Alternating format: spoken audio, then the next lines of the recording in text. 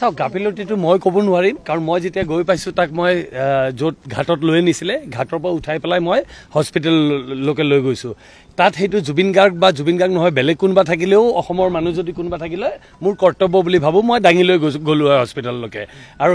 হস্পিটেললৈকে লৈ যাওঁতে যিখিনি তথ্য আছে মোৰ তাত সেইখিনি মই গোটেইখিনি আজি এতিয়া সেইটো মই ক'ব নোৱাৰিম সেইটো তেখেতসকলে জানিব তেখেতসকলে কিয় কোৱা নাই কাৰণ তেখেতসকলৰ লগত আছে ইতিমধ্যে মোৰ প্ৰেছ মিটত মই সকলো কথা কৈছিলোঁ আৰু আজি মই SITৰ ওচৰত যাব দিয়ক কি হয় মই তাৰপিছত ওলাই আহি পেলাই আপোনালোকক নিশ্চয় জনাম আপোনাৰ তাত ফটো আৰু ভিডিঅ' কিছুমান কিবা কিবি আছে বুলি কৈছিলে সেইখিনি আছিলে সেইদিনাখন দেখাই দিছিলোঁ আৰু সেইখিনি মই আজি SITৰ ওচৰতো সেইখিনি জমা আৰু বেলেগ একো নাই মোৰ তাত যিখিনি আছে মই SITৰ ওচৰত